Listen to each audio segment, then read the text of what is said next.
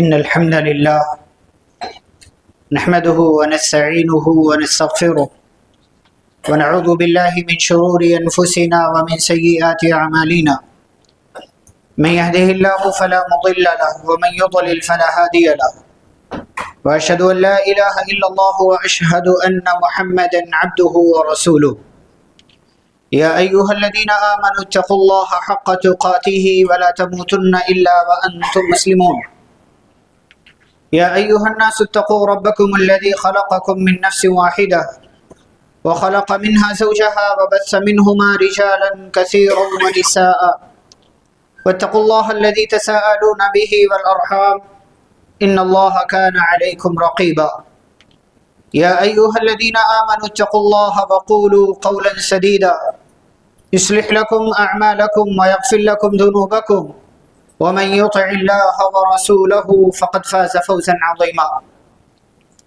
أما بعد فإن خير الحديث كتاب الله وخير الهدي هدي محمد صلى الله عليه وسلم وشر الأمور محدثاتها وكل محدثة بدعة وكل بدعة ضلالة وكل ضلالة في النار أعوذ بالله من الشيطان الرجيم بسم الله الرحمن الرحيم يا أيها الذين آمنوا لا تتبعوا خطوات الشيطان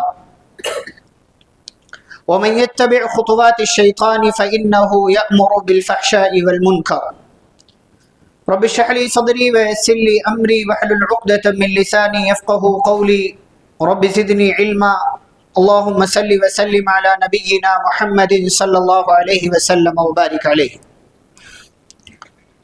محترم حاضرین جمعہ، اسلامی بھائیوں، بزرگوں، نوجوانوں، عزیز بچوں اور پردہ نشین خواتین اسلام، خطبہ مسنونہ کے بعد ایک آیت کا ایک ٹکڑا آپ کے سامنے پڑھا گیا ہے، جس آیت کے اندر اللہ رب العالمین نے ہم مسلمانوں کو بطور خاص شیطان کی اتباع اور پیروی سے بچنے کا حکم دیا ہے، اور ساتھ ہی ساتھ اللہ رب العالمین نے یہ بھی بیان فرمایا کہ جو شیطان کے نقش قدم پر چلے گا، اس کا راستہ اختیار کرے گا، تو شیطان بے حیائی کا اور برائی کا لوگوں کو حکم ہی دیتا ہے، تو جو شیطان کی بات مانے گا وہ گویا کہ بے حیائی اور برائی کے راستے پر نکل جائے۔ آج کے ہمارے اس خطبہ جمعہ کا موضوع ہے مشترکہ خاندانی نظام، فوائد و نقصانات کے تناسب۔ موضوع بہت لمبا ہے، لیکن اختصار کے ساتھ جمعہ کے اس مختصر سے وقت میں سمجھنے اور سمجھانے کے اعتبار سے چند ضروری باتیں انشاءاللہ آپ کی خدمت میں رکھنے کی کوشش کی جائے گی۔ مذہب اسلام نے انسانی زندگی کی تمام ضرورتوں کا خیال رکھا، انسانی نفسیات کا بھی خیال رکھا، انسان کے مزاج اور ماحول کا بھی خیال رکھا، اور انسان جن جن چیزوں سے گزرتا ہے ان تمام گزرنے والی چیزوں اور راستوں میں شریعت نے اپنی رہنمائیاں بتا دی۔ ایسے ہی مشترکہ خاندانی نظام یا خاندانی نظام، اس تعلق سے بھی ہماری شریعت نے ہماری رہنمائی کی، اور انسان کو خاندان سے جڑے رہنے کا حکم بھی دیا ہے، اس لیے کہ خاندان سے جڑے رہنے کا اپنا فائدہ ہوتا ہے۔ پیارے نبی صلی اللہ علیہ وسلم پر مکہ کے مشرکین ساری مخالفتوں کے باوجود اس لیے آپ کا کچھ نہیں بگاڑ سکے کیونکہ آپ صلی اللہ علیہ وسلم کے پیچھے آپ کا ایک مضبوط خاندان تھا۔ ابو طالب آپ کے سپورٹ میں تھے، گرچہ وہ ابو طالب انہوں نے اسلام قبول نہیں کیا، لیکن اس کے باوجود ابو طالب کے بیک اپ سپورٹ کی وجہ سے اور خاندان کی وجہ سے مکہ کے لوگ پیارے نبی صلی اللہ علیہ وسلم کا بہت زیادہ کچھ بگاڑ نہیں سکے۔ یہ خاندان کے ساتھ جڑے رہنے کا فائدہ ہوتا ہے۔ انسان کی طبیعت کیا ہے؟ انسان کی طبیعت اور مزاج میں بھی فرق ہوتا ہے۔ بعض انسان ایسے ہوتے ہیں جن کا مزاج یہ ہوتا ہے کہ وہ سب کے ساتھ رہنا چاہتے ہیں، اور بعض لوگوں کا مزاج یہ ہوتا ہے کہ وہ اکیلے رہنا چاہتے، تنہائی پسند ہوتے. اس میں بھی ضرورت اور حالات کے اعتبار سے جو لوگ کبھی تنہا رہنا چاہتے ہیں، ضرورت پڑی وہ تو سب کے ساتھ رہنا چاہتے ہیں، اور بعض لوگ جو سب کے ساتھ رہنا چاہتے ہیں، ضرورت پڑی، حالات ایسے آئے تو وہ اکیلے رہنا چاہتے ہیں. یہ انسان کی ضرورت یا اس کے مزاج کا، اس کی طبیعت کا بھی شریعت اسلامیہ نے خیال رکھا ہے اور اس تعلق سے بھی رہنمائی پیش کی ہے. اب یہ مشترکہ خاندانی نظام جو بولا جاتا ہے، اس کا مطلب کیا ہے آپ اچھے سے جانتے ہیں. جوائنٹ فیملی سسٹم، دادا، ابا، چاچا، کزن، سب ایک ساتھ رہنا، سب کا ایک گھر میں قیام کرنا، رہنا، زندگی گزارنا، اور اسی میں سب کچھ ہونا جو روزمرہ زندگی کا حصہ ہے. اسے مشترکہ خاندانی نظام کہا جاتا ہے ہمارے ماحول میں، ہمارے سماج میں. اس تعلق سے اسلام کا نظریہ کیا ہے؟ اسلام نے واضح طور سے نہ مشترکہ خاندانی نظام کو سپورٹ کیا ہے اور نہ ہی اس کی مخالفت کی. انسانی مزاج کیا ہے؟ انسانی مزاج یا یہ کہہ لیجیے انسانی نظریہ کیا ہے؟ کچھ لوگ جن کا مشترکہ خاندانی نظام میں تجربہ اچھا رہا ہے وہ مشترکہ خاندانی نظام کو سپورٹ کرتے ہیں، اور جن کا تجربہ اچھا نہیں رہا ہے وہ مشترکہ خاندانی نظام کو سپورٹ نہیں کرتے یا اسے برا سمجھتے ہیں. ہر بندے کے پاس جوائنٹ فیملی سسٹم میں رہنے کے لیے کچھ فوائد وہ بتا سکتا ہے اور کچھ نقصانات بھی بتا سکتا ہے. میں فوائد بھی انشاءاللہ آپ کے سامنے ذکر کروں گا اور نقصانات بھی ذکر کروں گا. اور اگر کوئی بہت زیادہ اپنے آپ کو یا لوگوں کو یہ کہتا ہے کہ نہیں جوائنٹ فیملی سسٹم میں ہی رہنا چاہیے، تو جوائنٹ فیملی سسٹم میں رہنا کیسے چاہیے انشاءاللہ وہ تدبیریں بھی آپ کے سامنے ذکر کروں گا. لیکن اس سے پہلے ایک بہت اہم بات کہ ہم کسی بھی نظام میں رہیں، کسی بھی سسٹم میں ہم رہیں، ہمیں زندگی کے ہر پہلو میں شریعت کو مقدم رکھنا چاہیے. چاہے آپ جوائنٹ فیملی سسٹم میں رہیں، چاہے آپ اکیلے رہیں، چاہے آپ اندر رہیں، چاہے آپ باہر رہیں، آپ کو اسلام کی تعلیمات سے سمجھوتا نہیں کرنا ہے. آپ کو شریعت کی تمام تر باتوں کا گھر کے اندر بھی اور گھر کے باہر بھی خیال رکھنا ہے، چاہے وہ مرد ہو یا وہ عورت ہو. ہمارے یہاں 3 چیزیں بڑی رکاوٹ بنتی ہیں بعض دفعہ کئی چیزوں میں. وہ 3 چیزیں کیا ہیں؟ نمبر 1 روایات. ہمارے ہاں ایسے ہی ہوتا، بعض دفعہ سارے بھائی چاہ رہے ہوتے ہیں الگ الگ ہو جائیں، لیکن ہوتے کیوں نہیں ہیں؟ روایات. ہمارے خاندان میں نہیں ہوتا. ہمارے خاندان میں برسوں سے سب ایک ساتھ رہتے آئے، یہاں پورا نظام گڑبڑ ہوا پڑا ہے، ہر ایک کی زندگی خراب ہوئی پڑی ہے، لیکن الگ ہونا نہیں چاہتا. کیوں؟ اس لیے کہ روایات اس کی اجازت نہیں دیتی. شریعت روایات سے نہیں چلتی، زندگی روایات سے نہیں چلتی ہے. زندگی اس ڈھرے پر، اس طریقے پر، اس نہج پر چلتی ہے جہاں آپ کی زندگی میں اگر بگاڑ آ جائے تو اس بگاڑ کی اصلاح کے لیے آپ وہ راستہ تلاش کریں جس میں خاندان ایک رہے، لیکن خاندان کے ایک رہنے کے ساتھ ساتھ آپ کے الگ ہو جانے کے باوجود بھی محبتوں میں کوئی فرق نہ ہے. دوسری وجہ جس کی وجہ سے بعض دفعہ ہمارے یہاں غلط فیصلے ہوتے ہیں وہ ہے جذبات. ابا نے کہہ دیا نہیں بیٹا تم سب ایک ساتھ رہنا، اماں نے کہہ دیا ارے میرے جیتے جی یہ نہیں ہو سکتا کہ تم لوگ الگ ہو جاؤ. کیوں نہیں ہو سکتا بھائی؟ یہ سارے ڈرامے بازیاں، یہ ساری جو ہے ایموشنل باتیں، جذباتی باتیں، شریعت اس کی اجازت نہیں دیتی کہ آپ کسی کی زندگی. ماں باپ بعض دفعہ اپنی اولاد پر اس حوالے سے بھی ظلم کرتے ہیں، اپنی اولاد کو بعض اصولوں کا پابند بنا دیتے ہیں اور ساتھ میں ایموشنل بلیک میلنگ کرنا یا جذباتی کارڈ کھیلنا کہ اگر تم نے ایسا کیا زندگی بھر میں تمہارا چہرہ نہیں دیکھوں. کیوں نہیں دیکھو گے؟ اس کی زندگی خراب ہوئی پڑی ہے، وہ مشکلات کے دور سے گزر رہا ہے، اس کو بہت ساری چیزوں میں دخل اندازی کی چیزیں نظر آ رہی ہیں اور آپ ہیں کہ اس کے ساتھ جذبات والی باتیں کر رہی ہیں.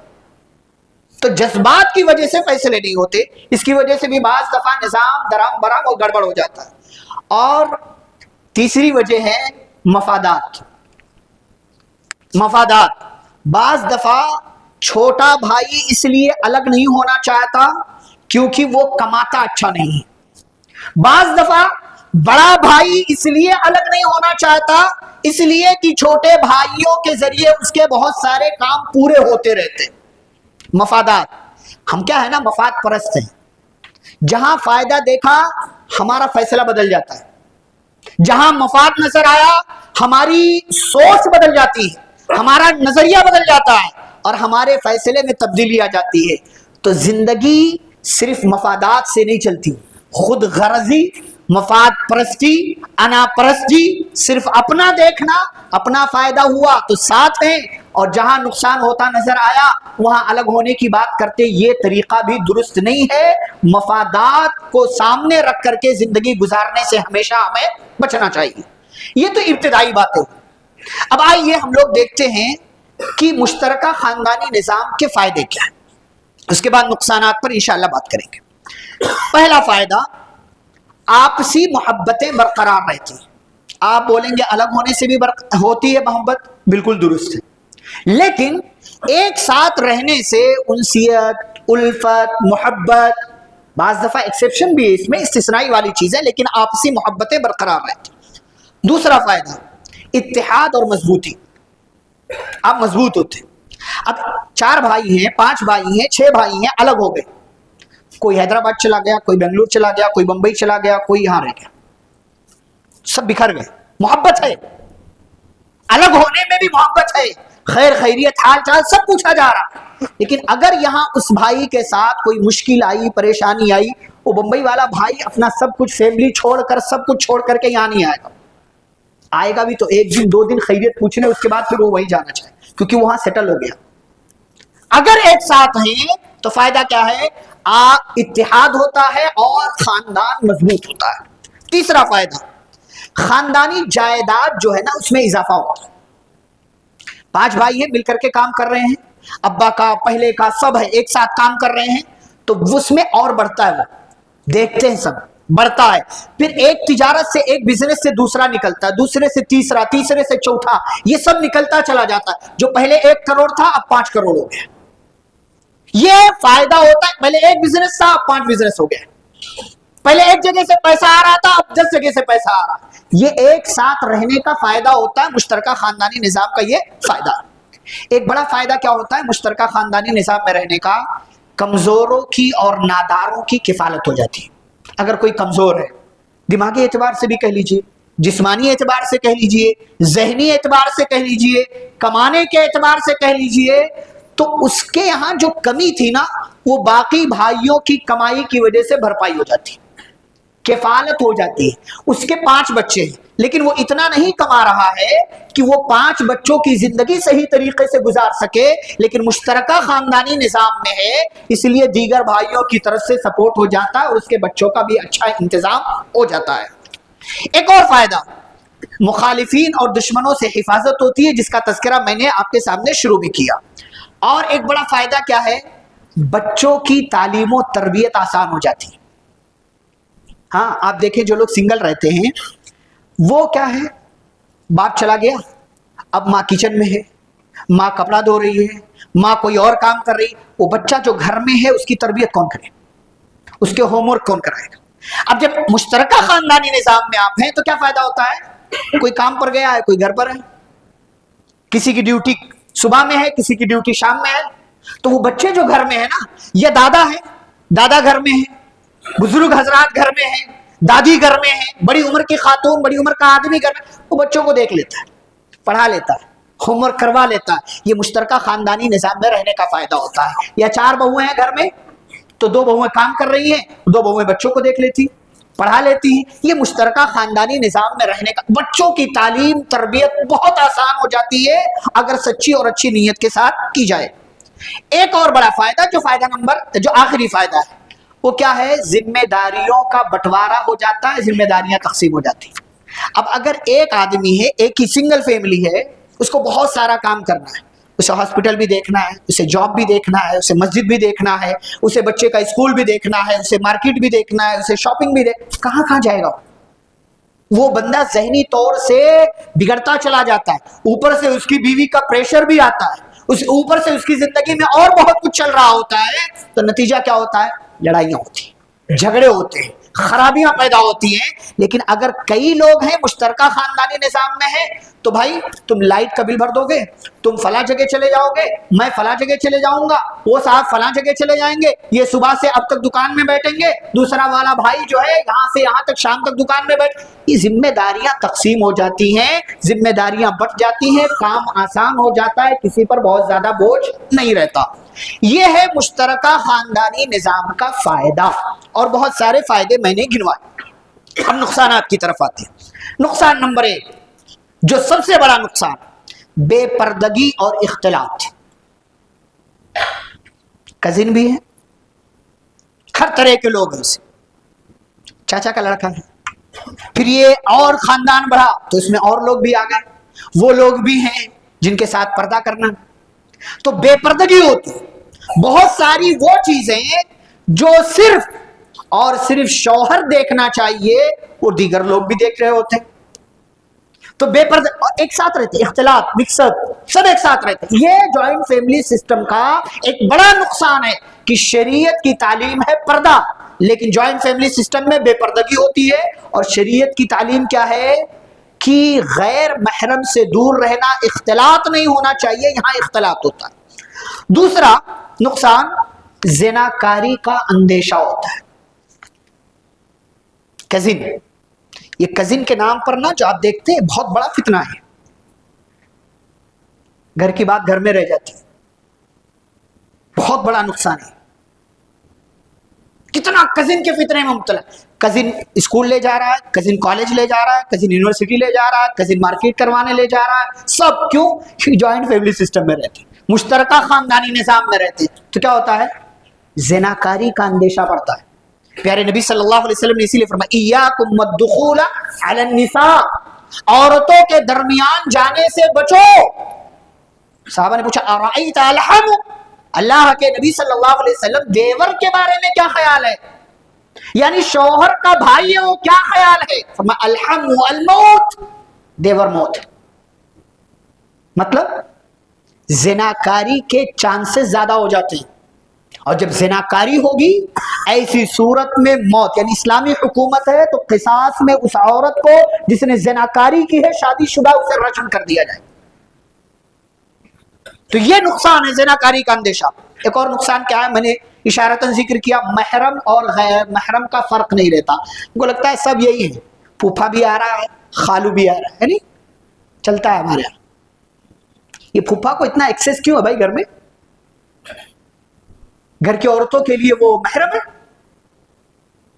غیر محرم ہو، محرم نہیں ہے وہ، غیر محرم۔ ہم نے سب سے زیادہ ایکسس پھوپھا کو دے رکھا ہے، اور ہمارے یہاں آپ کے شہر میں تو دامادوں کو بڑا ایکسس ہے۔ داماد بڑا والا خاص طور سے جب تک نہیں آ جاتا نکاح نہیں ہوتا۔ یہاں جب میں تھا ایک نکاح میں تو 2 گھنٹہ ویسٹ کیا بدماشوں نے میرا، کیوں؟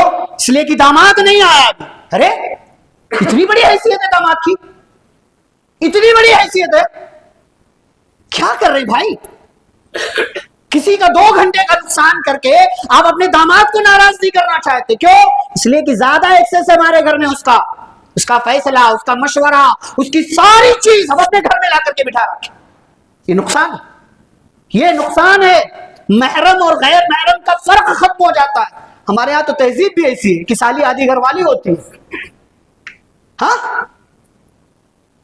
ہمارے ہاں یہ سارے مسائل یہ مشترکہ خاندانی نظام کا نتیجہ ہے۔ اور آگے بڑھتے ہیں، عدل و انصاف کے تقاضے پورے نہیں ہوتے مشترکہ خاندانی نظام میں۔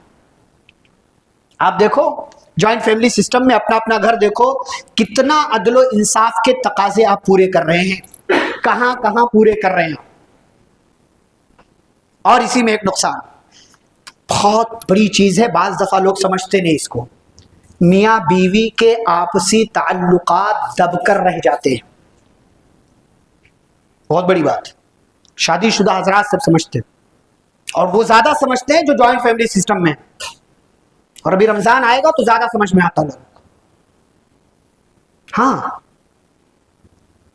آپ سوچیں، پیارے نبی صلی اللہ علیہ وسلم کہتے ہیں کہ عورت کو ایسے بن کر رہنا چاہیے کہ جب اس کا شوہر اس کو دیکھے تو شوہر خوش ہو جائے. مشترکہ خاندانی نظام میں موقع آئے گا بھائی، وہ خوبصورت بن کے رہے گی، میک اپ کر کے رہے گی، اچھا کپڑا پہن کے رہے گی. کس کے لیے؟ اللہ کہتا وَلَا يُبْدِينَ زِينَتَهُنَّ إِلَّا لِبُعُولَتِهِنَّ، اپنے شوہر کے لیے. اور یہ معاملہ کیا ہے؟ مشترکہ خاندانی نظام میں ہے تو سارے لوگ دیکھ رہے ہیں، سب دیکھ رہے ہیں. اور آگے بڑھیں، پیارے نبی صلی اللہ علیہ وسلم اپنی بیویوں کے ساتھ، یعنی جس کے ہاں باری ہوتی تھی، ایک ٹب میں بیٹھ کر غسل کر رہے ہیں. ہمارے یہاں ممکن ہے؟ مشترکہ خاندانی نظام میں یہ ممکن ہے؟ اگر اتنا بڑا ٹب آپ لگا لیں کہ میاں بیوی ایک ساتھ غسل کرے سحر، یہ کیا کر رہے ہیں؟ ہاں، نبی صلی اللہ علیہ وسلم گلاس اٹھا کر پانی پی رہے ہیں برتن میں منہ لگا کر کے. اما عائشہ دیکھتی ہے نبی کا ہونٹ کہاں لگا ہے. آپ نے آدھا گلاس چھوڑ دیا، حضرت عائشہ وہاں سے اٹھا کر کے جہاں نبی کا ہونٹ ہے وہاں اپنا ہونٹ رکھ کر پانی پی رہی ہے بچا ہوا. ہمارے یہاں ایسا ہو جائے لوگ، ہاں ایک گھر ہے، 2 واش روم ہے، 2 باتھ روم ہے، غسل کرنے کی باری آئی. اب دیکھیں عید کے موقع سے کیا حالت ہوتی ہے. رمضان میں بیچارے کتنے جوائنٹ فیملی سسٹم میں مہینے بھر خواہش پوری نہیں کر پاتے. کیوں؟ فجر میں غسل کرنا پڑے گا. یا تو نماز سے سمجھوتا کر لو کہ نماز کو مت آؤ، ویسے ہی سحری کر کے سو جاؤ، صبح اٹھیں گے آرام سے نہائیں گے، کام پر جائیں گے، نماز پڑھیں گے. یہ مشترکہ خاندانی میاں بیوی کے آپسی تعلقات دب، پھر بیوی بن کر نہیں رہتی. وہ میک اپ نہیں کرتی زیادہ. آپ کو لگتا ہے یار میک اپ نہیں کر رہی ہے، کیوں نہیں کر رہی ہے؟ کیونکہ اس کے آس پاس بہت سارے لوگ ایسے رہتے ہیں نا جن کو دکھانا نہیں چاہیے. تو یہ بہت بڑا نقصان ہے. ایک اور نقصان کیا ہے؟ بدگمانی اور غلط فہمی کے دروازے کھلتے ہیں. ہاں بدگمان ہو جاتے ہیں، ارے یہ ایسا، ہاں یہ بہت جلدی بدگمانی آتی ہے. لیکن جب آپ اکیلے ہیں تو کیا ہوتا ہے؟ کوئی مسئلہ نہیں، آپ ہیں، آپ کی بیوی ہے یا بیوی ہے، اس کا شوہر ہے، بچے ہیں، بس خلاص یہی چیز ہے، اس کے علاوہ اور کون ہے؟ کوئی بھی نہیں. تو بدگمانی کا اندر. لیکن جب 5 بھائی 6 بھائی 3 بھائی ایک گھر میں ہیں اور تینوں کی بیویاں ہیں، اولاد ہے، دادا ہے اور بہت سارے لوگ ہیں، تو پھر کیا ہوتا ہے؟ بدگمانی ہو جاتی ہے. اور جب بدگمانی آتی ہے تو اگلا نقصان ہوتا ہے حسد ہوتا ہے. ارے ان کا شوہر زیادہ کماتا ہے تو اس کے شوہر سے بھی حسد اور اس سے بھی حسد.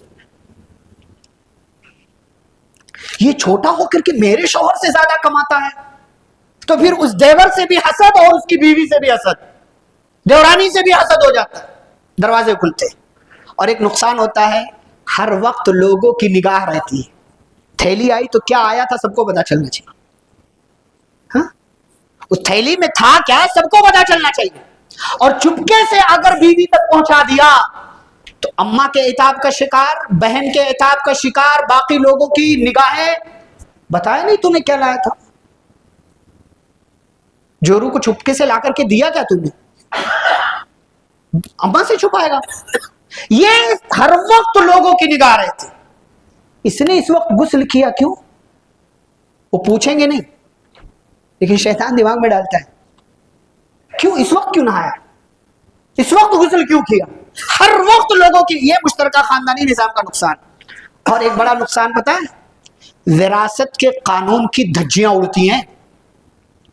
مشترکہ ابا کی وفات ہو گئی، 3 بھائی ایک ساتھ رہ رہے ہیں، بہنوں کی شادی ہو گئی ہے، اب وراثت تقسیم نہیں ہوتی. کیوں؟ ابا نے کہا تھا بٹوارا نہیں کرنا، ہمارے خاندان کی روایت ہے بٹوارا نہیں کریں گے. اور جب بٹوارا نہیں کرتے تو ہوتا کیا ہے؟ 10 15 20 انسان کی طبیعت ہی ایسی ہے، آگے چل کر کے اختلاف ہوتا ہے. پھر یہ اختلاف اتنا شدید ہوتا ہے نا، ہمارے یہاں تو کیسز آتے ہیں اسے 25 سال 30 سال 40 سال پرانا کیس. ایک کیس آیا 1970 کا. ہاں ہم کیسے تقسیم کریں گے بھائی؟ ہم تو تھے ہی نہیں، کریں گے کیسے تقسیم؟ مطلب جھگڑا تم کرو، اختلاف تم کرو، وراثت کے قانون کی دھجیاں تم اڑاؤ، شریعت کی رہنمائی میں زندگی تم نہ گزارو اور اس کی سزا عالم بھگتے، اس کی سزا عالم کو دو. یہ کون سا انصاف؟ اگر آپ نے ابا کی وفات کے ساتھ ہی اماں کی وفات کے ساتھ ہی روایات، جذبات، ایموشنز کو ایک طرف رکھ کر کے اگر آپ نے وراثت تقسیم کیا ہوتا، اللہ کی قسم محبت بھی باقی رہتی اور آگے چل کر کے اختلاف بھی نہیں ہوتا۔ لیکن یہ مشترکہ خاندانی نظام اور جوائنٹ فیملی سسٹم کا یہ تصور ہماری شریعت کی ایک اہم تعلیم یعنی وراثت کے قانون کی دھجیاں اڑاتا نظر آتا ہے۔ میرے بھائیو، میں نے فوائد بھی آپ کے سامنے رکھ دیے، نقصانات بھی آپ کے سامنے رکھ دیا۔ ہو سکتا ہے آپ لوگوں کے دماغ میں اور کوئی فائدہ ہو اور کوئی نقصان ہو۔ میں نے انسانی طبیعت کا بھی تذکرہ کر دیا، اسلامی نظریہ بھی بتا دیا کہ اسلام نہ جوائنٹ فیملی سسٹم کو، مشترکہ خاندانی نظام کو نہ سپورٹ کرتا ہے اور نہ ہی اس کو منع قرار دیتا ہے، نہ ہی اس کو حرام کہتا ہے۔ اگر کوئی بندہ مشترکہ خاندانی نظام میں رہنا چاہتا ہے، یا جیسے ہمارے ہاں اکثر و بیشتر ہوتا ہے، چاہے آپ کہ اس علاقے کی بات کی جائے یا ہمارے علاقے کی بات کی جائے، ساؤتھ کی، نارتھ کی، کہیں کی بھی آپ بات کریں، عام طور سے رجحان یہی ہے جوائنٹ فیملی سسٹم میں رہنے کا۔ تو کچھ بنیادی چیزوں کا خیال رکھنا چاہیے، اس سے پہلے کہ ماحول آگے چل کر کے بگڑے، اختلاف پیدا ہو، انتشار پیدا ہو، ایک ہی باپ کی 4 اولاد، 5 اولاد، 6 اولاد آپس میں ایک دوسرے کا گریبان پکڑے اور اس زمین کے لیے جو باپ کی، دادا کی، پردادا کی اور نہ جانے کون سے دادا کی تھی، اس کے لیے اختلاف ہو، اور اختلاف اس حد تک پہنچے کہ دل تک وہ اختلاف پہنچے، بھائی بھائی کا چہرہ نہ دیکھنا چاہے، قبل اس کے کہ یہ ساری چیزیں ہو۔ اگر آپ کو مشترکہ خاندانی نظام میں رہنا ہے تو چند باتوں کا خیال رکھیے۔ پہلی بات، سارے بھائی کمانے والے ہیں، بڑے ہو گئے ہیں، گھر کا خرچہ ہے، سب ایک ساتھ رہ رہے ہیں۔ پہلا کام، گھر کے اخراجات میں سارے بھائی اپنی اپنی آمدنی کے حساب سے شرکت کریں گے، حصہ ڈالیں گے۔ جس کی جیسی آمدنی ہے اسی کے حساب سے ایک پرسنٹیج فکس ہو جائے، 40%، 50%، جو بھی، جس پر بھی سب کا اتفاق ہو جائے، سارے لوگ امانت داری کے ساتھ اس میں گھر کے اخراجات میں اپنی آمدنی کا وہ حصہ ڈالے۔ یہ مشترکہ خاندانی نظام کا سب سے پہلا اصول ہونا چاہیے۔ دوسرا اصول، کوئی آدمی اپنی آمدنی سے بچا کر کے کوئی چیز خرید لے، مطلب پہلا پوائنٹ اس نے عمل کیا، 40% جو فکس ہوا تھا گھر کے خرچے میں دینے کا دے دیا اس نے، اب 60% جو اس کے پاس ہے وہ بچا ہوا ہے، کئی سال تک بچا کر رکھنے کے بعد اس نے کوئی چیز خرید لی، کوئی جگہ خرید لیا، کوئی پلاٹ، کوئی فلیٹ خرید لیا، تو یہ اس کا اپنا ہوگا، سب کا نہیں ہوگا۔ ہمارے ہاں مسائل بگڑتے ہیں، اسی لیے بڑا والا بیٹا باپ کے ساتھ کام کرتا رہا، کس حیثیت سے کیا، کچھ نہیں ہوتا، کوئی لکھا پڑھی نہیں ہوتی، کوئی معاہدہ نہیں ہوتا، اسی لیے بعد میں چل کر کے بڑا بیٹا اختلاف کرتا ہے کہ میں نے اتنے سال تک جو کیا اس کا کیا؟ ارے بھائی کیا تو نے، لیکن لکھایا کیا؟ تنخواہ کے ساتھ کیا، تو پارٹنر تھا، کس حیثیت سے کیا، لکھایا؟ پہلے لکھاؤ، پہلے فکس کرو کہ کس حیثیت سے، امپلائی ہو، مزدور ہو، پارٹنر ہو، میری کیا حیثیت؟ باپ ہے اس کے ساتھ میں شریک ہوں، لیکن کس حیثیت سے؟ صرف کام کرنے کی حیثیت سے، یا پارٹنر کی حیثیت سے، یا تنخواہ پر ہوں، کس حیثیت سے؟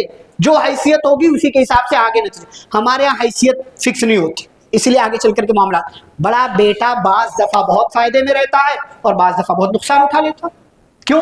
اس لیے کہ مشترکہ خاندانی نظام میں کوئی اصول، کوئی ضابطہ نہیں ہے۔ تو گھر کی آمدنی سے بچا کر کے کوئی خرید لے، جگہ، چیز، جو بھی، یہ اس کا اپنا ہوگا، سب کا نہیں ہوگا، کوئی بھی حصہ بعد میں اس پر جتائے گا نہیں کہ اس میں ہمارا بھی حصہ ہے۔ تیسری بات، خاندان میں اگر کوئی معاہدہ ہوتا ہے، کوئی ایگریمنٹ ہوتا ہے، تو سارے لوگ اس معاہدے کے پابند ہوں گے، سب لوگ، کوئی بھی معاہدہ، دینی، دنیاوی، گھریلو، سماجی، کسی بھی اعتبار سے اگر کوئی بھی معاہدہ اور ایگریمنٹ ہوتا ہے، گھر کے سارے افراد چاہے 10 ہو، 15 ہو، 20 ہو، 25 ہو، 30 ہو، 40 ہو، جتنے بھی ہو، سب اس معاہدے کے پابند ہو۔ ہاں، ایک شرط یہ ہے کہ وہ معاہدہ شریعت کی تعلیم کے خلاف نہیں ہونا چاہیے، شریعت کی کسی بھی تعلیم کے خلاف نہیں ہونا چاہیے۔ اگر شریعت کی تعلیم کے خلاف نہیں ہے تو سارے گھر والے اس معاہدے کے پابند ہوں گے، سب کو اس پر عمل کرنا پڑے گا۔ چوتھی بات کہ باپ اگر غیر مستطیع ہے، مطلب باپ کی عمر اب اتنی ہو گئی کہ وہ کما نہیں پا رہا ہے، اور اس کے کچھ بیٹے کمانے لائق ہو گئے ہیں اور کما بھی رہے ماشاءاللہ، لیکن اسی باپ کے کچھ بیٹے یا ایک بیٹا ایک بیٹی یا کچھ بیٹیاں دو تین جو بھی ہیں وہ ابھی چھوٹے ہیں، بڑے نہیں ہوئے، وہ کما نہیں رہے، ان میں سے کچھ پڑھ رہے ہیں، کچھ کی شادی کا ٹائم ہو گیا ہے، تو باپ چونکہ اب استطاعت نہیں رکھ رہا، اتنا کما نہیں پا رہا ہے، تو سارے کمانے والے بھائی اپنے اس باپ کی مدد کریں گے، بھائی بہن کی نہیں، اپنے اس باپ کی مدد کریں گے۔ کیوں؟ کیونکہ اب کما رہے ہیں، اور اس لیے بھی کیونکہ مشترکہ خاندانی نظام، اور باپ کمزور ہو گیا، باپ غیر مستطیع ہو گیا، باپ کے پاس طاقت نہیں، اتنا نہیں کما پا رہا، تو چونکہ اسی باپ نے جب اس کے پاس استطاعت تھی بڑے بھائیوں کو، بڑی اولاد کو کمایا، کھلایا پہنایا اور ان کو بڑا کیا، ان کی شادیاں کی، سب کیا، تو اب یہی بچے جب کمانے لائق ہو گئے ہیں تو اپنے باپ کا ہاتھ بٹائیں گے تاکہ وہ باپ اپنے دیگر بچوں کے لیے بھی ساری چیزوں کا بندوبست کر سکے۔ نمبر 5، اگر کھیت ہے، کھیت میں پیداوار ہو رہی ہے، غلہ اناج آ رہا ہے اور باپ اس کا ذمہ دار ہے، تو باپ ساری اولاد کو جب دے گا تو برابر برابر دے گا۔ کھیت ہو، کوئی اور چیز ہو، زندگی میں باپ کوئی چیز دینا چاہ رہا ہے، کوئی دکان نام کرنا چاہ رہا ہے، تو ساری اولاد کے نام کرے گا، صرف بیٹا نہیں، اولاد بولے تو اس میں بیٹی بھی آتی ہے، بیٹا صرف نہیں، ہمارے یہاں زندگی میں دینے کا جو تصور ہے اس میں بھی صرف بیٹوں کا خیال رکھا جاتا ہے، بیٹی کو پوچھتا کون ہے؟ اس لیے کہ ہم سمجھتے بیٹی پرایا دن ہوتی ہے، بیٹی پرایا دن نہیں ہوتی، بیٹی اپنا دن ہوتی، بیٹی اپنا مال ہوتی ہے، بیٹی اپنی زندگی کا اثاثہ ہوتی ہے۔ آپ جب 4 بیٹوں کو برابر برابر دے رہے ہو نا، تو چاروں کو برابر دینا ہے اور اس ایک بیٹی کا بھی حصہ لگانا ہے، ان 2 بیٹیوں کا بھی حصہ لگانا ہے۔ کیوں؟ اس لیے کہ یہ ہدیہ ہے، یہ ہدیہ ہے، یہ گفٹ ہے، اور ہدیہ اولاد کے درمیان جب آپ دیں گے تو برابر برابر دیں گے اور برابر برابر اس کو تقسیم کریں گے۔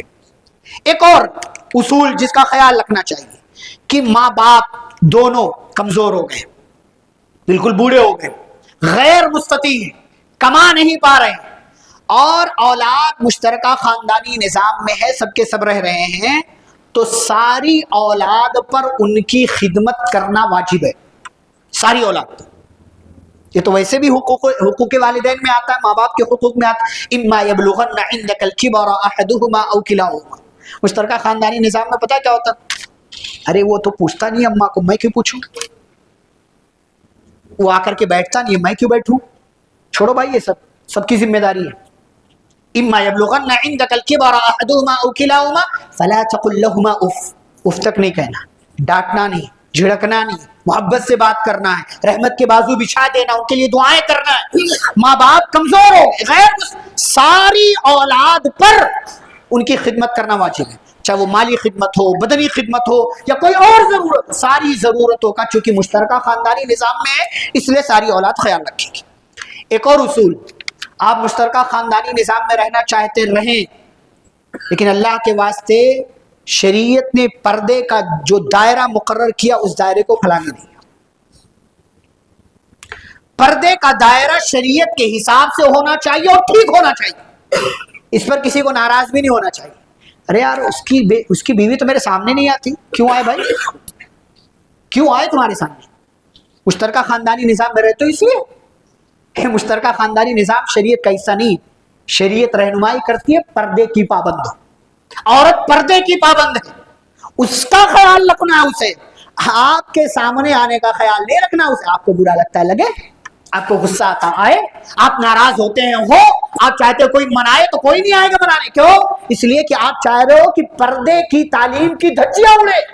تو معاف کیجئے گا، مشترکہ خاندانی نظام میں رہنے کا مطلب یہ نہیں ہے کہ کوئی بلا پردہ آپ کے سامنے آئے اور آپ کے سامنے بیٹھ کر کے آپ سے بات چیت کرے۔ تو مشترکہ خاندانی نظام میں رہ رہے ہیں تو پردے کا خیال رکھنا چاہیے۔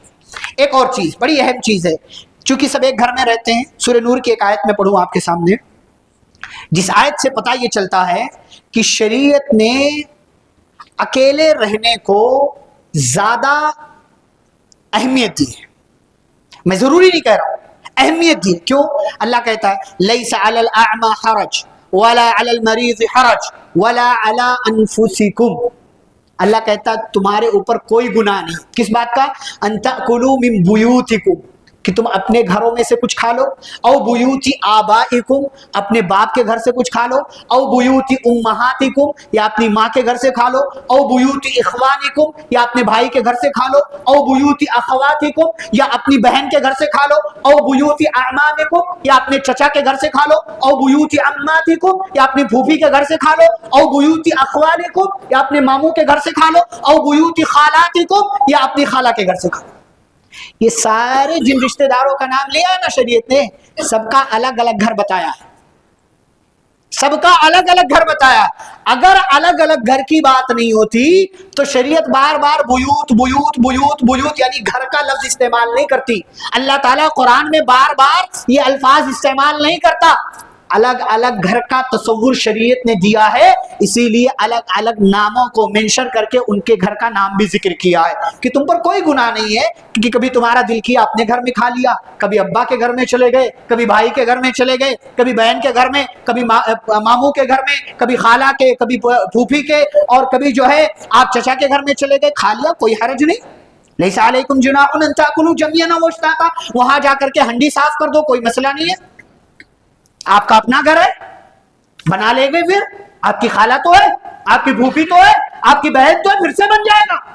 لیکن شریعت کہتی ہے فَإِذَا دَخَلْتُمْ بُيُوتًا، گھر میں جاؤ تو اجازت لو، اور اجازت لینے کے بعد فَسَلِّمُوا عَلَىٰ أَنفُسِكُمْ، یہ تمہارے اپنے ہیں، سلام کر کے گھر میں جاؤ، بے دھڑک نہیں جانا۔ شریعت نے پردے کا اتنا بڑا تصور رکھا، آپ سوچیں کہ شریعت نے ہمارے اپنے بچے جو ہیں ان کے بارے میں کہا کہ ان کو بھی 3 ٹائم تمہارے گھر میں داخل ہونے کی اجازت نہیں، بلا اجازت، بلا اجازت تمہارے اپنے کمرے تک میں نہیں آ سکتے 3 ٹائم۔ من قبل صلاۃ الفجر، فجر کی نماز سے پہلے، وحین تضعون ثيابكم من الظہیرہ، جب تم دوپہر میں قیلولہ کے لیے جاتے ہو، ومن بعد صلاۃ العشاء، اور عشاء کی نماز کے بعد۔ کیوں؟ ثلاث عورات لکم، یہ تمہارے پردے کا ٹائم ہے۔ تمہاری اپنی اولاد بھی تمہارے اپنے کمرے میں بلا اجازت نہیں آ سکتی۔ آپ سوچیں اولاد نہیں آ سکتی تو باقی لوگوں کی کیا بات ہے؟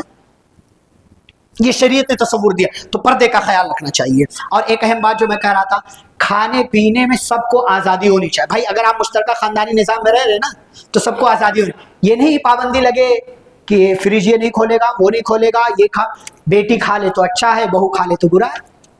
ہاں، بیٹی کو آزادی ہے، جو چاہے جب چاہے جیسے چاہے کھا سکتی ہے، وہ پڑی رہے گی، بہو کھانا بنائے گی۔ کیوں پڑی رہے گی بھائی؟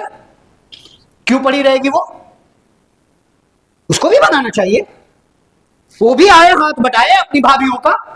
یہ کیا بات ہوئی؟ گھر میں نوکرانی لے کر کے آیا، سب کو ایک ساتھ مل جل کر کے، جیسے گھر کی ذمہ دار چاہے وہ عورت ہو یا مرد ہو، جیسے وہ چاہتا ہے کہ اس کے گھر میں اس کی بیٹی آزاد ہے، جب چاہے جو چاہے جیسے چاہے کر سکتی ہے، کھا سکتی ہے، پی سکتی ہے، اسے بہو کو بھی اجازت ہونی چاہیے کہ وہ جب چاہے جو چاہے جیسے چاہے کر سکتی ہے، کھا پی سکتی ہے، اس پر کوئی پابندی نہیں ہوگی۔ یہ مشترکہ خاندانی نظام میں رہنے کا ایک اہم اصول۔ اور آخری بات، کاموں کی تقسیم ہونی چاہیے اور ہر کوئی کام کرے، یہ نہیں کہ 2 لوگ کام کر رہے ہیں، 2 لوگ بیٹھ کر توڑ رہے ہیں۔ اچھا، اگر کاموں کی تقسیم ہو گئی ہے تو پھر اس کے بعد کسی بھی چیز کو لے کر کے آگے اختلاف کا راستہ ہموار نہیں کرنا چاہیے کہ ارے یار میں تو یہ کر رہا تھا، تو کیا چھوٹا سا کام کر رہا تھا؟ ارے بھائی کام بٹا تھا نا، تو اس کے حصے میں وہ آیا تھا، وہ کر رہا تھا، تب تو آپ راضی تھے، آج اسی چیز کو اختلاف کی وجہ آپ بنا رہے ہیں۔ تو مشترکہ خاندانی نظام میں رہنا ہے تو کام تقسیم کیجیے، دائرہ تقسیم کیجیے، چیزیں تقسیم کیجیے، اور اسی کے مطابق رہی۔ اور جہاں کہیں یہ لگتا ہے کہ نہیں اب اختلاف کا راستہ ہموار ہو رہا ہے، فوراً آپ جوائنٹ فیملی سسٹم سے الگ ہو جائیے، محبت بھی باقی رہے گی، دل میں نفرت نہیں آئے گی، اختلاف کا راستہ ہموار نہیں ہوگا، اور ایک باپ کے 3 4 5 بیٹوں کے درمیان نفرت کا، بغض کا، کینہ کا، حسد کا راستہ کھلنے سے نکلنے سے پہلے ہی آپ الگ ہو گئے تو محبت بھی باقی رہے گی، اتحاد بھی رہے گا، اور ایک باپ کے 3 4 بچے کبھی بھی آپس میں ایک دوسرے کے دشمن نہیں ہوں گے۔ یہ چند ضروری باتیں تھیں جو میں نے آپ کے سامنے بڑے اختصار کے ساتھ رکھنے کی کوشش کی ہے، اس لیے کہ موضوع ایسا ہے کہ اس کے بارے میں آپ مثبت بات کریں تو منفی والے آ جائیں گے، منفی بات کریں تو مثبت والے آ جائیں گے، اس لیے ساری چیزیں میں نے آپ کے سامنے جو نظام جو سماج کے اندر ہے وہ ساری باتیں میں نے آپ کے سامنے رکھنے کی کوشش کی۔ کی ہے. کسی کے پاس اپنی کوئی دلیل ہوگی تو ہوگی, آپ کو شریعت کی روشنی میں فیصلہ کرنا ہے اور اسی کی روشنی میں زندگی گزارنا ہے. رب العالمین ہم سبھی کو پیارے نبی صلی اللہ علیہ وسلم کی سنتوں پر عمل کرنے والا بنائے, شریعت کے دائرے میں رہ کر کے زندگی گزارنے والا بنائے. قرآن و حدیث کی روشنی میں ہمیں اپنے کام سنوارنے, اپنے کام بنانے کی توفیق عطا فرمائے. اللہ ہم سبھی کو اپنے گھروں میں اسلامی تعلیمات کا نفاذ کرنے کی توفیق عطا فرمائے, اپنی زندگیوں میں اسلامی تعلیمات لانے کی توفیق عطا فرمائے. ہمیں پیارے نبی صلی اللہ علیہ وسلم کی سنتوں پر اور آپ کے اسوہ حسنہ کی روشنی میں زندگی گزارنے کی اللہ توفیق عطا فرمائے. صحابہ کرام کا منہج اپنانے کی توفیق دے. اللہ ہمارے درمیان جو بیمار ہیں انہیں شفاء کاملہ عاجلہ عطا فرمائے, جو مصیبت میں ہیں ان کی مصیبتوں کو دور فرمائے, جو قرض دار ہیں ان کے قرض کی ادائیگی کی سبیل پیدا فرمائے, جو بے اولاد ہیں اللہ انہیں صاحب اولاد بنائے, جو کل تک زندہ تھے اور آج نہیں ہیں اللہ ان کی قبروں کو نور سے بھر دے, ان کے گناہوں کو معاف فرمائے, ان کی نیکیوں کو قبول کر کے انہیں جنت الفردوس میں داخلہ نصیب فرمائے. اور جو زندہ ہیں اللہ ہم سب کو جب تک دنیا میں زندہ رکھے, اسلام اور ایمان پر زندہ رکھے, خاتمہ ہو تو ایمان اور اسلام پر ہو. وصلی اللہ تعالی علی نبینا محمد وعلی آلہ واصحابہ اجمعین. ربنا تقبل منا انک انت السمیع العلیم.